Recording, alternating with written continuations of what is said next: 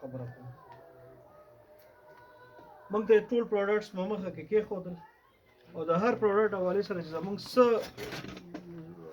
ذهن کې څه گنجایش و د سوال کولو هغې مطابق ورسره موږ لاړو. موږ الحمدلله هغه خبره باندې کنفرم کړو د ریټ حوالې سره او د افیکیسي حوالې سره او دې حوالې سره چې مطلب زموږ سلیم جان ورور یو خبره وکړله چې راجا حل پکار دی دغه څیز دپاره.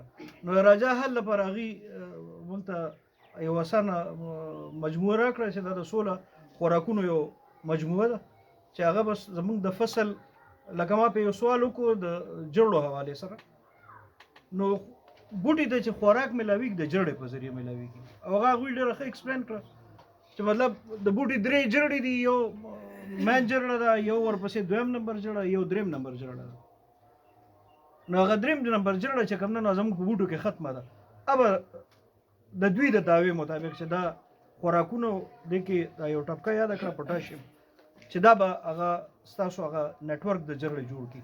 نو زه دا مې یو خبر وشوه چې مطلب دا څو کاله مخکې زموږ کوم د زمیندارونو سره کومې ستونزو سره مخ وو، فصلونه به وکرل شو، هوا به راغله، نیشه هوا به هغه فصل لاندې په ځمکه پروت و. اوس دا وارې مطلب زموږ د ګنو فصلونه شکر الحمدلله ډېر ښکلي شو، خو پیداوار یې ولې ونه کړه، ګوړه یې ټیک ولې رانه کړله چې د هغې غټه وجه همدغه وه چې مطلب زموږ د ګني فصل زیات تر سملاستلی و. نو په دې وجه باندې دا به الحمدلله موږ دپاره یو ډېر ښه بنیادي او فایدهمند څیز وګرځي که دا مثال په طور موږ استعمال کړو. دې نه علاوه زموږ نور ورویان هم لکه کوم سوالونه چې وکړل نو د هغې سوالونو جوابونو حوالې سره باچا صاحب ډېر ښه په ښکلي انداز کې یو معنیخیز انداز کې هغه خپله دغه وکړه وینا وکړله او هغه زده کړه یې موږ ته راکړله. نو زه په دې د دې شکریا ادا کوم چونکې وخت ناوخته دی، د مونځ ټایم دی، نو زه به د دوی شکریا ادا کوم. سر یو جهان مننه او د راغلو ټولو مېلمنو مې یو جهان مننه.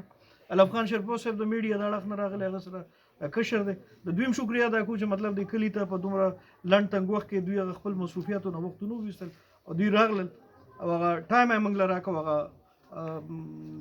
زمونږ هغه میډیا کوریج دوی په ډېر ښکلی انداز وکړو.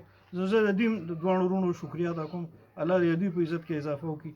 او دې سره سره زه د خپل راتلونکي د اګرو ټیک کمپني نیو فارم اګرو ټیک کمپني د ملګرو هم شکریا ادا کوم چې دوی زموږ د آګاهۍ لپاره ډېره ستړه وکړله، ډېره زیاته ستړه وکړله. د مصروف وخت کې یقینا چې څوک ټایم نشي ورکولی او دې خبرو سره زه شکریا بیا یو ځل اخري کې ادا کوم.